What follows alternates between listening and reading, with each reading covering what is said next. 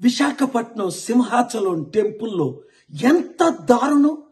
7-8 మంది గోడ పడిపోతే చనిపోవడం ఏంటి? ఈ రాజకీయ నాయకులు చంద్రబాబు నాయుడు, ఉప ముఖ్యమంత్రి పవన్ కళ్యాణ్ ఏం చేస్తున్నారు? అప్పుడేమో తిరుపతిలో అనేక మంది చనిపోయారు.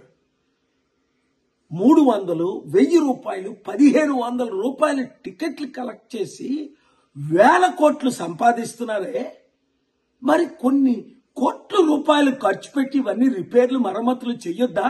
ఇంక వర్షాకాలం వస్తే ఇంకెన్ని టెంపుల్ అందుకనే లడ్డూ వివాదం టైంలో నేను సుప్రీంకోర్టుకి వెళ్ళి ఈ టెంపుల్స్ కూడా చర్చెస్ లాగే, మాస్క్ లాగే హిందూ ప్రీస్టులకి కమిటీలు వేయండి, రాజకీయంకి దూరంగా ఉంచండి అన్నాను. డిమాండ్ చేద్దాం, ఫైట్ చేద్దాం, మనల్ని మనం కాపాడుకుందాం. Thank you very much. Video share చేయండి.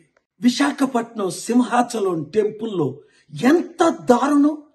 7-8 మంది గోడ పడిపోతే చనిపోవడం ఏంటి? ఈ రాజకీయ నాయకులు చంద్రబాబు నాయుడు, ఉప ముఖ్యమంత్రి పవన్ కళ్యాణ్ ఏం చేస్తున్నారు? అప్పుడేమో తిరుపతిలో అనేక మంది చనిపోయారు. 300, 1000 రూపాయలు, 1500 రూపాయల టికెట్లు కలెక్ట్ చేసి వేల కోట్లు సంపాదిస్తున్నారే. మరి కొన్ని కోట్ల రూపాయలు ఖర్చు పెట్టి ఇవన్నీ రిపేర్లు, మరమ్మతులు చెయ్యొద్దా?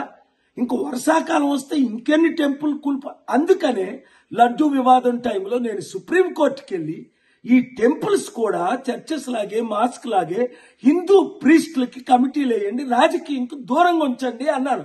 డిమాండ్ చేద్దాం, ఫైట్ చేద్దాం, మనల్ని మనం కాపాడుకుందాం. Thank you very much. Video share చేయండి.